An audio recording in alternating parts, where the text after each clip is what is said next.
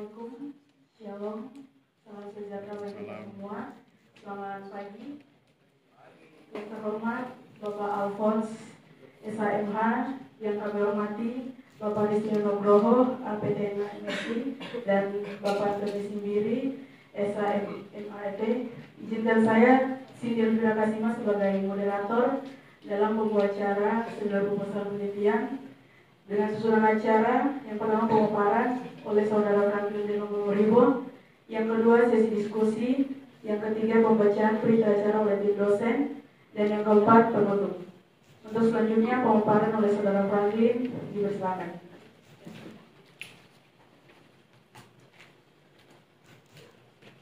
Assalamualaikum warahmatullahi wabarakatuh. Selamat sejahtera bagi kita semua. Pertama-tama mari lagi kita panjatkan puji syukur atas kehadiran Tuhan Yang Maha Kuasa. Karena kasih rahmatnya kita semua dapat berkumpul di ruangan ini dengan keadaan sehat walafiat. Pertama-tama izinkan saya memperkenalkan diri. Nama saya Franklin Deno Ribo, NT 20293348. Yang saya hormati Bapak dosen pembimbing dan Bapak dosen pembahas. Pada kesempatan yang baik pagi hari ini, saya akan mempresentasikan seminar proposal penelitian saya yang berjudul Dampak Retribusi Tanah pada Kawasan Tanah Adat di Desa Luas, Kecamatan Manokwari Utara, Provinsi Papua Barat. Yang pertama, latar belakang retribusi tanah, penelitian lokasi tanah dalam pengembangan kepemilikan dan penggunaan tanah secara hukum, dan retribusi tanah terhadap budaya dan masyarakat adat. Di sini hukum yang saya gunakan untuk kasus atau dalam proses penelitian saya yaitu ada dua. Yang pertama, Peraturan Presiden Nomor 62 Tahun 2003 tentang percepatan pelaksanaan reforma agraria. Yang kedua, Undang-Undang Nomor 21 Tahun 2001 tentang otonomi khusus bagi Provinsi Papua. Berikut dampak retribusi tanah pada kawasan tanah adat. Ada dua penyebab atau dua faktor, yaitu faktor yang pertama, konflik kepemilikan yang terjadi akibat perubahan struktur kepemilikan tanah. Yang kedua, perubahan sosial ekonomi dan dampak retribusi tanah terhadap gaya hidup dan mata pencaharian masyarakat adat.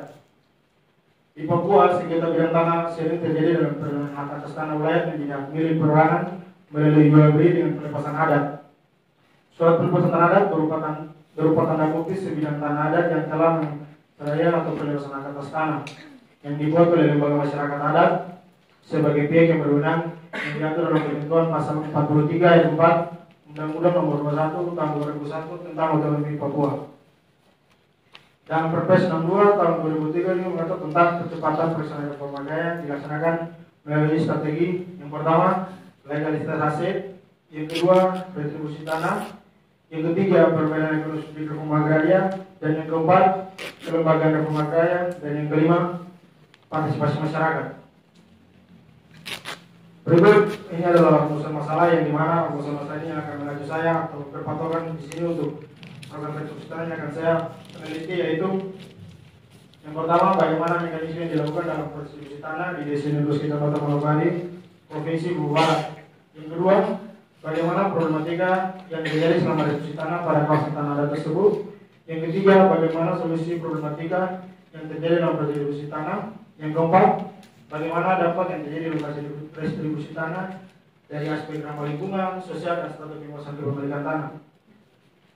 Tujuan dan kegunaan penelitian ini yang pertama yaitu penelitian bertujuan untuk mengidentifikasi dan mengkaji mengapa kawasan tanah adat ditetapkan sebagai lokasi pelaksanaan retribusi tanah. Yang kedua, kegunaan penelitian agar dapat berguna bagi pihak khususnya yang terlibat dalam tata cara kerja retribusi tanah atau pelepasan tanah adat. Yang berikut dan berguna bagi penulis dalam membawa wawasan tentang kebijakan pengaturan penggunaan tanah di Kabupaten Manokwari. Di sini juga saya buat perbandingan ya dari pendahulu peneliti terdahulu yang dimana peneliti mereka yang tentang RA juga rumah agraria. Namun kenapa saya bisa bilang berbeda? Karena pertama letak lokasi dan permasalahannya. Di sini yang pertama Yoga Sutomo itu pada tahun 2011 dengan judul tema pelaksanaan retribusi tanah untuk reform di Desa Sedayu, Kecamatan Tulungagung, Kabupaten Klaten. Penelitian yang kedua, Junarolemia, Kanit Sari, dan Ida Bagusiana Putra nanti pada tahun 2014 dengan judul tema pelaksanaan retribusi tanah pada objek reform di Kabupaten Tabanan. Yang menjadi perbedaan di sini yaitu penelitian saya yaitu dampak kegiatan restitusi tanah pada kawasan tanah adat di Desa Luas, Kecamatan Manokwari Utara, Kabupaten Manokwari, Provinsi Papua Barat. Oleh karena perbedaan lokasi wilayah tersebut, maka strategi atau teknik restitusi tanah berbeda dengan tanah negara dan tanah adat. Di mana kita ketahui bahwa di Papua terkhususnya ya untuk tanah adat, masyarakat adat sangat dibilang, kalau tanah adat di Papua itu dibilang mama tuh mengasihi. Jadi kenapa saya bisa membuat perbedaan lokasi atau perbedaan dari peneliti terdahulu dan saya. Dan ada kajian putaka terhadap teoritis. Yang pertama, restitusi tanah, bagaimana tata wilayah, masyarakat hukum adat, restitusi tanah di kawasan tanah adat, dan mekanisme restitusi tanah, problematika tanah, solusi dan dampak. Jadi saya akan membahas tentang perkembangan tata wilayah, restitusi tanah. Yang pertama, kita ketahui bahwa program restitusi tanah itu dilakukan harus di tanah negara ya, bukan di tanah adat. Dan program restitusi tanah juga itu untuk membantu atau program pemerintah yang dimana dilakukan redis agar membantu masyarakat, untuk masyarakat yang tidak mampu atau yang berkurangan. Manfaat dari restitusi tanah untuk mensejahterakan masyarakat. Perkembangan yang kedua, perkembangan penetapan wilayah bagi masyarakat hukum adat di Papua.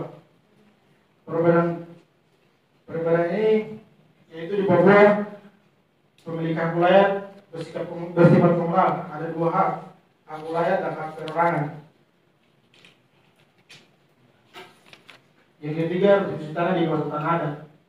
Di sini sebenarnya kawasan tanah adat diatur juga dilarang untuk pelaksanaan restitusi tanah pada tanah kawasan adat, karena masyarakat adat juga mempunyai hukum tersendiri.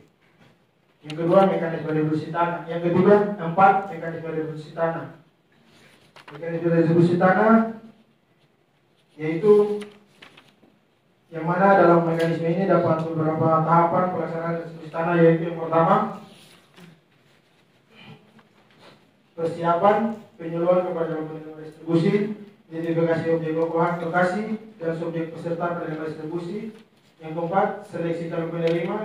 Dan yang kelima, perbinaan tanah. Yang keenam, membuat poligon. Dan yang ketujuh, cek lokasi. Solusi dan dampak restitusi tanah yaitu pertama, masyarakat hukum adat atau masyarakat penerima restitusi tanah tersebut membutuhkan kepastian hukum, yang dimana mengapa saya bisa bilang kepastian hukum, karena para tanah adat yang dilaksanakan di sini, jika tidak ada kepastian hukum maka akan ada terjadi permasalahan di kemudian hari. Makanya saya bisa berbicara seperti itu. Jadi harus ada solusi yang baik dari pemerintah agar program restitusi tanah bisa berjalan dengan baik dan tidak terjadi permasalahan di kemudian hari. Berikut ini ada kerangka pemikiran saya yang dimana akan membantu saya pada proses penelitian saya nanti di Desa Luas, Kecamatan Manokwari, Provinsi Papua Barat, yang dimana ada restitusi tanah. Percepatan pelaksanaan pemakaian ini teratur dalam Perpres dan otonomi khusus Papua ini juga dalam undang-undang. Dan yang berikut adalah kenal restitusi tanah, di mana akan rangkup kepala desa, kepala adat dan penguasa restitusi tanah, dan pendataan penguasaan dan pemanfaatan tanah serta kesejahteraan masyarakat penerima restitusi tanah tersebut. Yang berikut adalah penelitian. Dalam penelitian ini digunakan penelitian kuantitatif dengan pendekatan deskriptif. Lokasi penelitian dilakukan pada Desa Luas, Kecamatan Manokwari Utara, Provinsi Papua Barat. Bisa lihat gambar sebelah kiri saya ini. Ini adalah lokasi redistribusi tanah yang akan dilaksanakan atau sekarang dalam proses redis. Ini ada dengan jumlah kepala keluarga, ada 31 kepala keluarga. Dan untuk sekarang masih dalam proses ya, jadi saya belum tahu jumlah kepala keluarga yang menerima redis tersebut.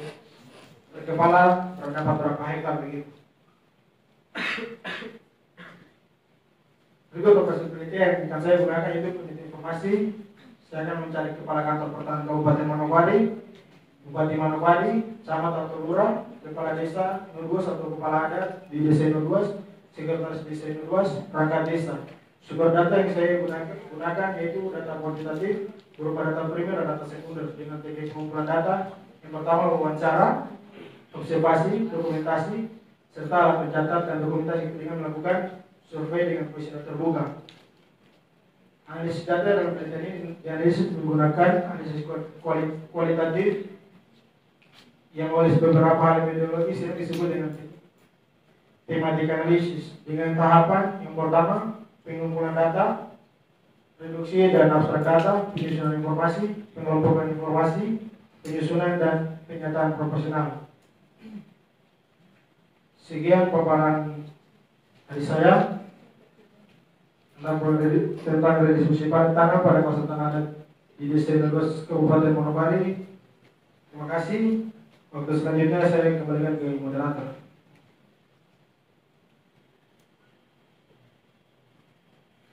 Untuk selanjutnya kita akan masuk ke sesi diskusi yang mana tanya jawab yang dibatasi dengan 3 pertanyaan. Kepada rekan-rekan yang ingin bertanya, dipersilakan.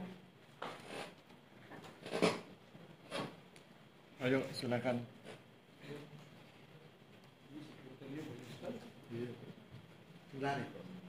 Langsung aja. Terima kasih Pak Nizim, Ibu, Bapak-Bapak membahas. Tadi sedikit saya yaitu pada izin nama saya Yuval Tama, NIT 2293619.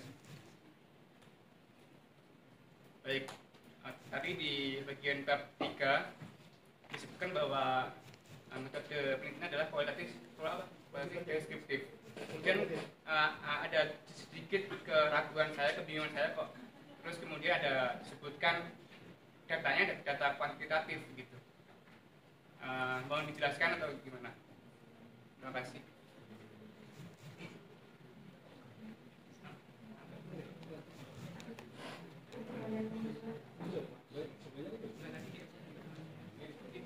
Ayo yang kedua siapa?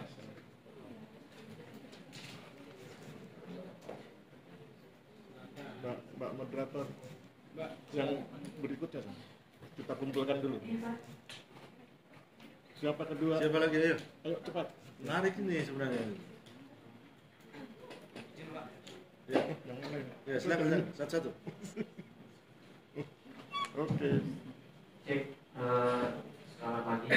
Selamat pagi. Bapak dosen. Mohon izin rekan saya, satu pertanyaan dari saya.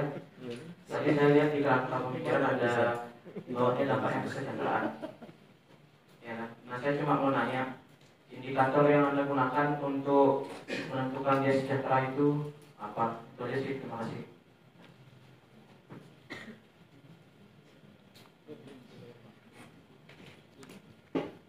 Baik, mohon izin bertanya Bapak dosen peneliti dan dosen penguji.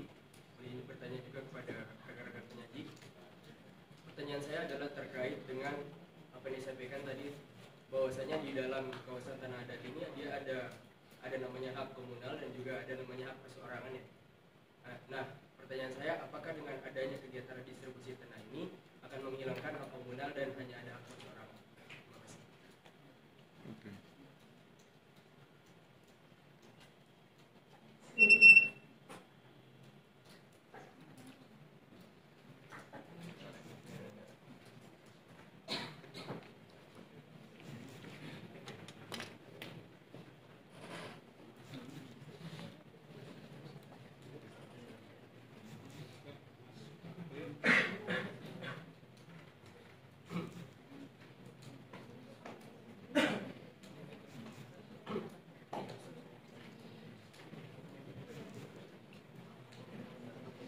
Baik, terima kasih untuk rekan-rekan.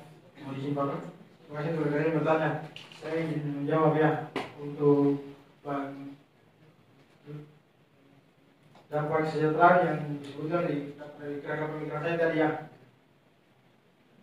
Dampak kesejahteraan itu atau kesejahteraan itu dari program dari situ. Di mana apakah program di sini dapat mensejahterakan masyarakat atau tidak?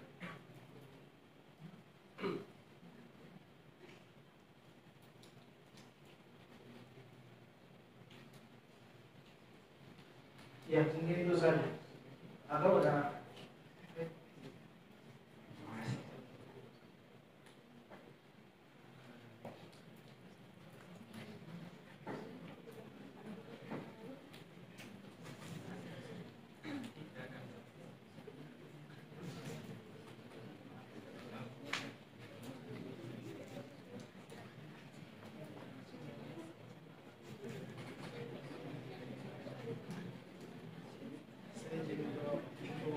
Alia, Edis untuk tanah bulan untuk komunal ya.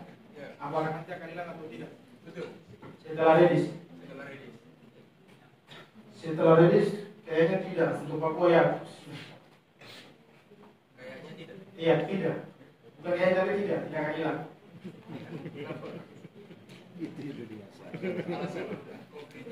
Oh, alasannya karena dikarenakan yang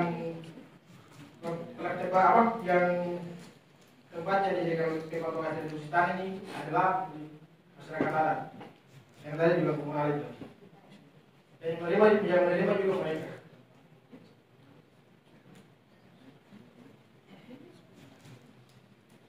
Oke, lanjut yang poin berikut, poin yang satu.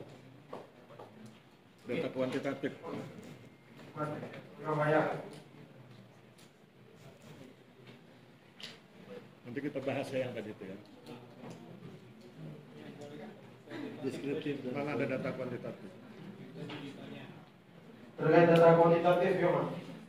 Ya, itu data kuantitatif dengan melakukan survei. Yang bagian bawah C. Poin C. Oke, kalau salah bilang salah, minta maaf. Itu selesai sudah. Data kuantitatif saya melakukan kuesioner terbuka. Yang menggunakan kuesioner terbuka. Kan di awal dibilang kalau kita definisikannya adalah kualitas deskriptif. Terus di bagian C penelitian disebutkan data kuantitatif dengan survei kuesioner. Kan agak membingungkan. Berarti Mas salah. Salah punya. Harus gitu ya. Mas. Harus berani ngaku salah. Kan dia arahnya yuridis. Yang satu lagi belum itu, indikator sejahtera. Udah tadi, baru mau penelitian di lapangan. Sudah, apa jawabannya? Baru mau melakukan penelitian di lapangan. Oh ya, oke, nanti kita bahas. Oke. Baik, terima kasih kepada rekan-rekan yang sudah. Selanjutnya kami serahkan kepada Bapak. Pak Alfons, silakan. Terima kasih. Pak. Pakai Mikrofon mikrofon. ini kebetulan yang di samping kiri kanan saya ini adalah senior saya, ya. Saya adalah yang junior, ya, di antara kapal berdua ini, ya. Jadi boleh dikata saya minim pengalaman dan minim ilmunya juga, ya. Baik, terima kasih Bapak berdua, senior saya. Saya coba mau menyampaikan apa yang ada di dalam pemikiran saya berkaitan dengan tulisan ini, ya. Jadi tulisan ini sangat menarik buat saya. Terima kasih, Pak. Jadi tulisan ini sangat menarik buat saya. Kenapa? Karena sistem penguasaan pemilikan dan penguasaan tanah di Papua itu berbeda dengan apa yang ada di daerah seluruh Indonesia. Mungkin kalau saya boleh katakan bahwa dia mirip-mirip seperti penguasaan tanah yang ada di Sumatera Barat. Ya. Artinya apa? Bahwa sistem penguasaan pemilikan tanah yang ada di Papua itu dia apa ya, orang bilang tidak boleh terlepas daripada yang namanya klan keluarga. Ya. Jadi pengertian suku itu dia klan keluarga. Nah, kalau persekutuan masyarakat hukum adat yang kita pahami bersama, dia adalah meliputi satu mungkin desa, ya, desa secara keseluruhan, tidak termasuk apa dia itu ada hubungan keluarga atau tidak, tetapi ketika dia masih dalam satu kelompok desa, ya kan, dan masih menjalankan dan melaksanakan aturan-aturan adat yang berlaku di wilayahnya, ya, maka dia dapat dikatakan sebagai sekumpulan masyarakat adat. Ya. Khusus pertanahan ya tentu berkaitan dengan penguasaan pemilikan tanah juga mereka menjalankan secara adat. Ya. Nah, pengakuan itu kalau sekarang harus lewat penetapan pemerintah daerah. Nah, kalau di Papua ini dia itu semacam klan keluarga. Jadi penguasaan ulayat atau penguasaan perorangan itu tidak boleh lepas dari klan keluarga. Seperti itu konsepnya. Kan berbeda kan secara konsep bagaimana berkaitan dengan kumpulan masyarakat adat. Itu satu. Yang kedua, bahwa kalau di daerah sekumpulan masyarakat adat ketika mengatakan ada peristiwa pelepasan, maka otomatis saja pelepasan itu tidak otomatis bisa berstatus hak pakai. Ya. Jadi dia menjadi milik siapa yang menerima pelepasan itu. Tapi kalau di Papua tidak. Ya. Ketika ada penguasaan tanah tadi, maka siapa yang melepaskan tidak berarti dia melepaskan bahwa tanah itu bisa beralih dengan seenaknya kepada si penerima penguasaan pemilikan tadi.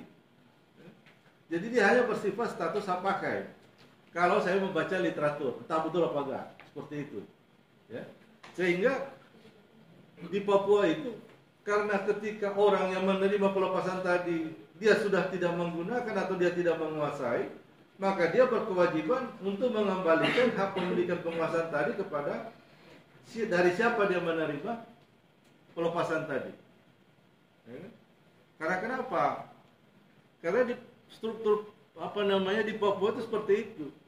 Jadi ketika objek tanah tadi dikuasai dimiliki oleh orang tuanya, maka ketika meninggal orang tuanya, maka objek itu akan beralih kepada anaknya. Demikian seterusnya. Jadi hubungan itu seolah-olah putus, ya. Tetapi ingat bahwa masih tetap ada rasa memiliki dari kelompok keluarga itu kepada objek tanah itu. Sehingga tidak jarang, ini saya cuma konon Pak ya, minta maaf. Jadi saya pernah waktu kita workshop sengketa dan konflik, ada beberapa teman yang di Papua, dia bilang ini persoalan yang paling susah dari dulu dan sampai sekarang dia bilang tidak bisa diselesaikan. Karena begitu putus hubungan orang tuanya meninggal, maka ahli waris itu akan datang lagi kepada si pemilik tanah. Pak, Bapak menempati tanah saya, Bapak harus bayar dong. Tidak boleh tidak, karena hubungan kemarin kan Bapak terima tanah itu dari Bapak saya. Bapak saya sudah meninggal, berarti dia sudah tidak punya hubungan dengan tanah itu. Otomatis tanah itu menjadi hak saya. Jadi ketika Bapak masih menggunakan tanah itu, maka kewajiban Bapak harus mengembalikan tanah itu kepada saya selaku pemilik tanah yang sekarang. Itulah kejadian yang di Papua. Nah, berkaitan dengan reforma agraria melalui proses Redis, ini kan berarti di situ ada yang namanya proses membagi tanah, menyerahkan tanah, kan begitu. Berarti otomatis ada di situ yang namanya pelepasan. Nah, yang menjadi titik tolak pertanyaan mungkin yang seperti yang sudah disampaikan tadi, bagaimana ke depannya ini berkaitan dengan penguasaan pemilikan itu? Apakah akan kembali seperti yang seperti itu yang saya ceritakan tadi? Nah, ini dilema. Dan kalau boleh, ya saran yang harus dicek kembali ketika nanti penelitian, bagaimana proses-proses pelepasan tanah ini sehingga di kemudian hari tidak menimbulkan problem yang baru lagi atau masalah. Itu satu. Yang kedua, kepada siapa nanti penerima Redis tadi, ya kan? Dan juga prosesnya seperti apa? Karena beda pada kalau kita membaca aturan-aturan yang ada itu, kebanyakan itu adalah tanah negara, ya, yang entah itu prosesnya melalui pelepasan, ya kan? Itulah yang menjadi objek Redis. Atau tidak, tanah-tanah yang sudah dikuasai tapi belum ada sertifikat, itu dikatakan sebagai objek Redis melalui proses sertifikasi tanah program reforma agraria. Saya kira itu saja Pak, barangkali yang bisa menjadi pemikiran untuk menjadi bahan rujukan kepada Franklin ini, putra asli Papua, apalagi kan Papua ada otonomi khusus, Pak, Nah, bagaimana dia punya? Tentu kalau kita bicara otonomi khusus, berarti hal-hal yang berkaitan dengan adat istiadat di sana juga merupakan hal-hal yang khusus juga, mungkin bagian daripada otonomi. Saya kira itu aja, Pak. Barangkali. Terima kasih. Pak Imbiri. Pak. Oh iya. Pak mikrofon. Oh ini bisa. Boleh, Pak. Boleh. Ya, recording. Kalau bicara, kamu judulnya kan dampak ya. Nah, yang kamu maksud dengan dampak di sini, tolong nanti dipertegas. Kira-kira dampak apa saja dampak itu menurutmu? Jadi kira-kira ada dampak sosial kah, dampak ekonomi kah, atau dampak hukum kah, terkait dengan kegiatan revisi? Itu yang pertama. Yang kedua, ini revisi ini di atas tanah pertanian kah? Atau tanah yang secara eksistif penggunaannya campuran atau ada banyak penggunaan lain di atasnya. Kemudian seperti dibicarakan Pak Alfons tadi, nah sekarang itu yang di tanah ada, berarti ada proses karena syarat untuk redistribusi tanah itu ada di atas tanah negara.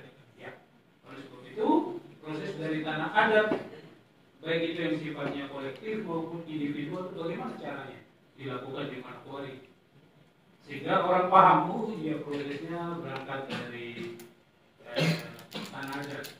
Tanah adat ini kan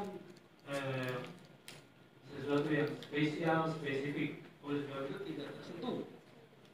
Nanti kalau mau memperbanyak wawasan, baca PP 18 tahun 2021 maupun Permen 18 tahun 2021. Karena nanti kamu ketemu banyak hal yang bisa membantu atau memberikan referensi terkait dengan itu. Nah, sekarang saya masuk ke struktur masyarakat adat itu. Jadi kamu harus bicara struktur. Kenapa? Karena seperti kita lihat wewenangnya ada sama siapa ketika pelepasan itu dilakukan. Kalau wewenang itu ada pada kepala suku atau apapun namanya di sana, bagaimana dia menggunakan wewenang itu? Misalnya tadi disebutkan bahwa tanah itu tidak akan kembali. Oke, sekarang pertanyaannya, siapa peserta di situ? Apakah dia orang asli di situ ataukah orang yang datang ke situ? Karena kalau di Papua itu orang yang asli, misalnya orang dari kabupaten lain datang ke kabupaten yang lain, kemudian dianggap itu pendatang, meskipun rambut dan kulit sama-sama hitam dan keriting. Ini kan jadi soal. Jadi kita harus punya satu standar. Coba baca undang-undang otsus itu lebih aneh. Yang terbaru, ya, ini undang-undang otsus yang agak lama ya. Coba kamu buka lagi. Itu yang pertama. Itu yang berikut. Kemudian di UPA ini bertentangan dengan yang terjadi di Papua. Kenapa? Karena di UPA itu ketika dia mau menjadi tanah negara, salah satu di samping jangka waktunya berakhir, tanahnya musnah, kalau hak itu hapus ya, itu adalah penyerahan secara sukarela. Apakah itu terjadi tidak di sana? Coba kamu potret. Jadi dari tanah yang dikuasai, ketika terjadi pelepasan dari masyarakat adat atau dari ketua adat itu kepada orang-orang di situ, atau dia serahkan ke negara baru nanti dilakukan redistribusi. Pada saat itu apa status tanahnya? Apakah tanah itu menjadi tanah yang langsung dikuasai negara? Karena secara yuridis itu menjadi tanah yang langsung dikuasai negara, sehingga sehingga hak lain yang ada di atas itu, hak baik itu secara komunal maupun privat, ini sudah selesai.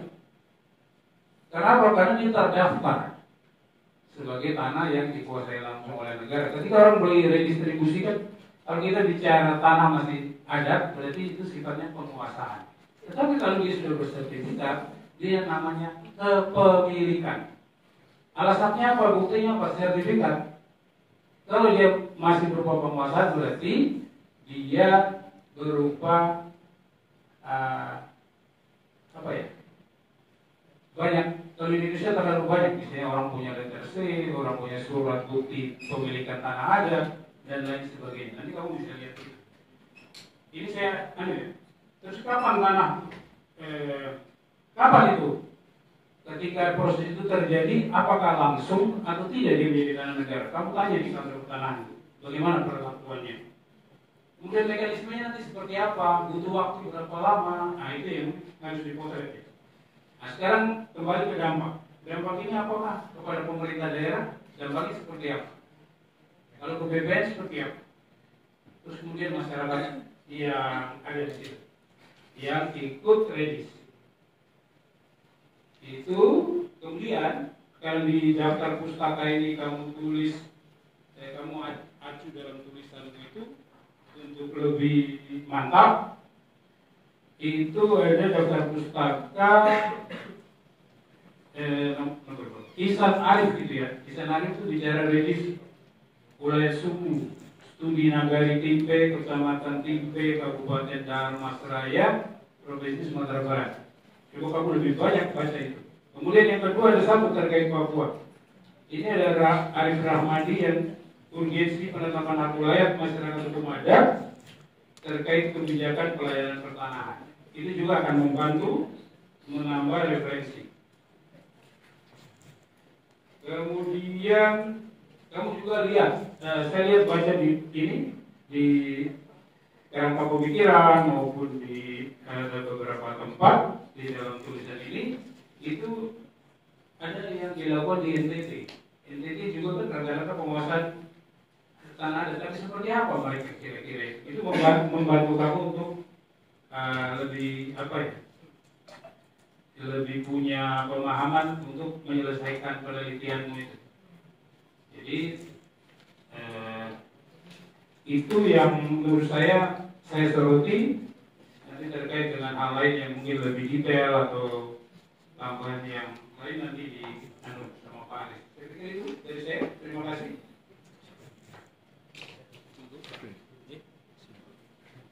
Langsung ya. Oke. Yang saya hormati Pak Imbiri, Pak Alfon, sahabat-sahabat mahasiswa, Mas Franklin. Ingat ya kalau ketika orang tua kita memberi nama itu kan doa ya.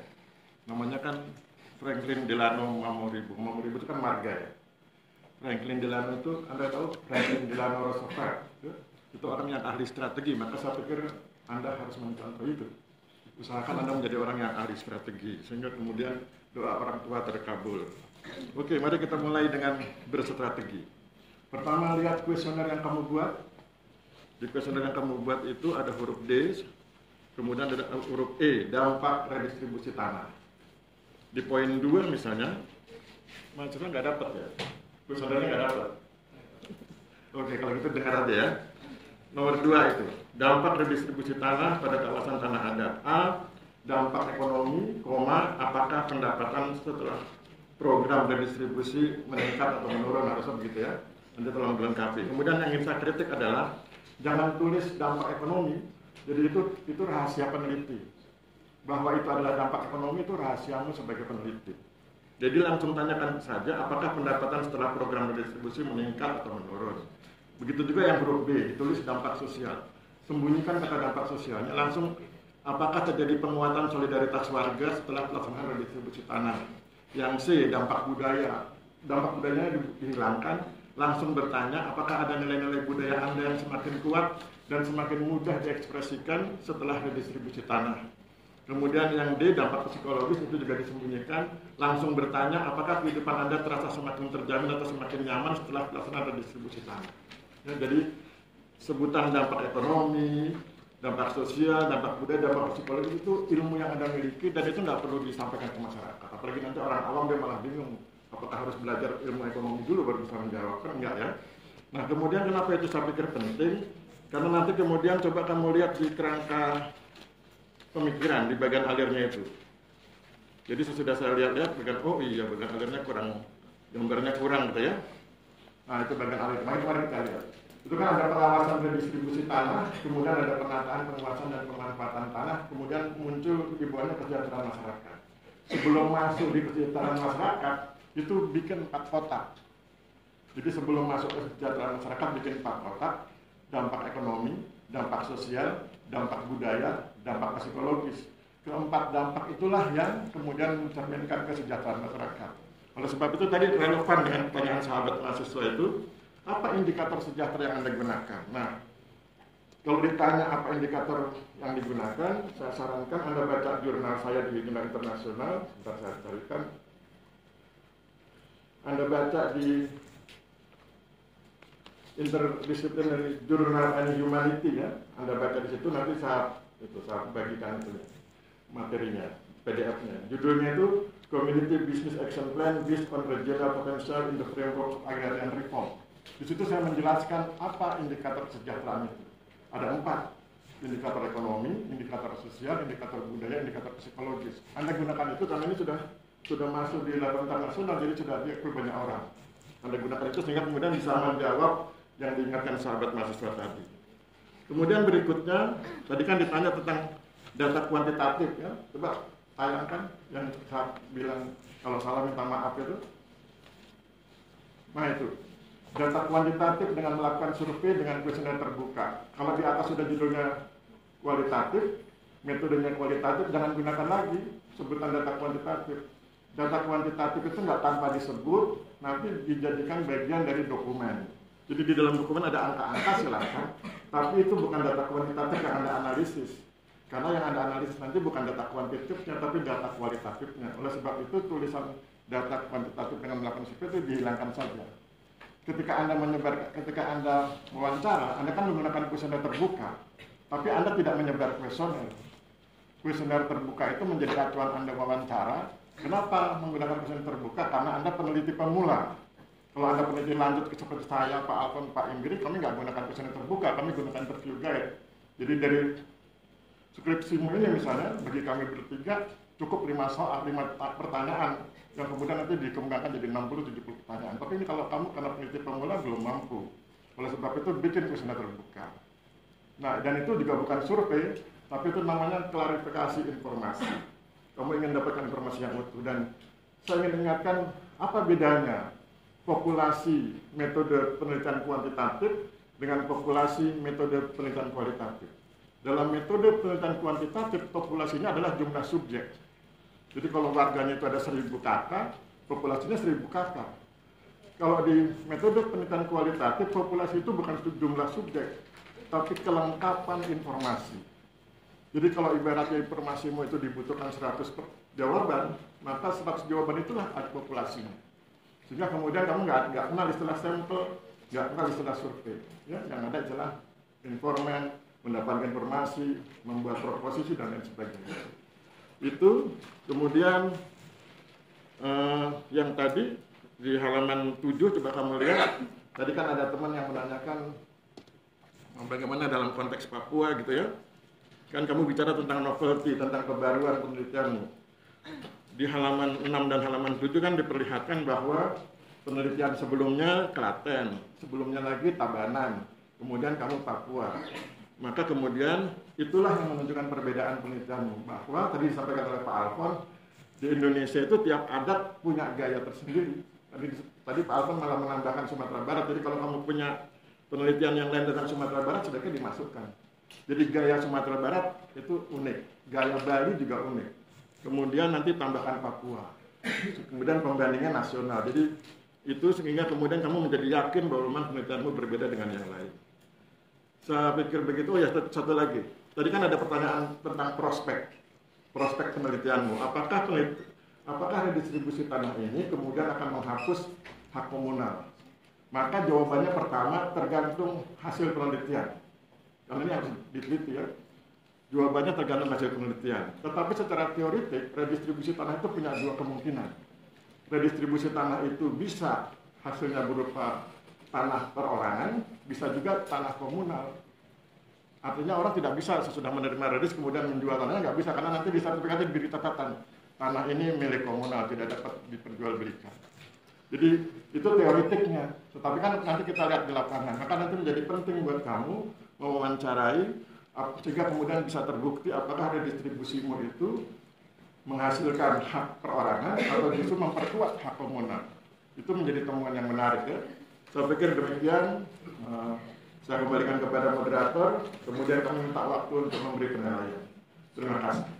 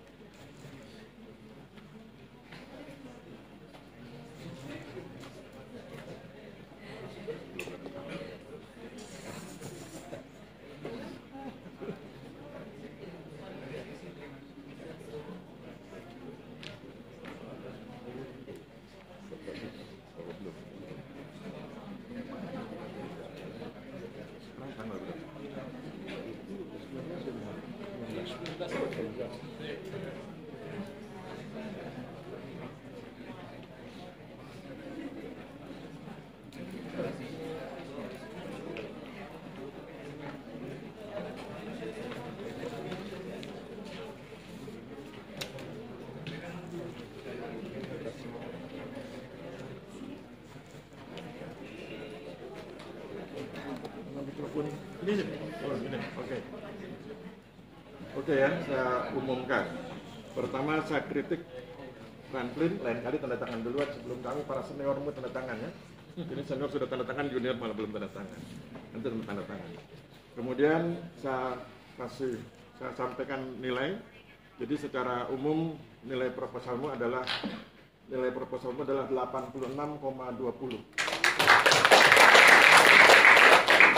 Tapi ada pesannya. 86,20 itu bisa gugur kalau dalam waktu seminggu kamu tidak mampu memperbaiki, ya? Karena banyak yang harus diperbaiki.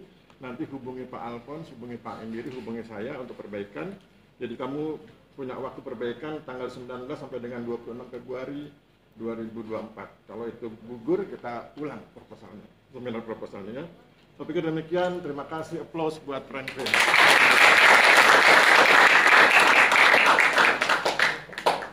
Ya, silakan moderator. Baik, terima kasih kepada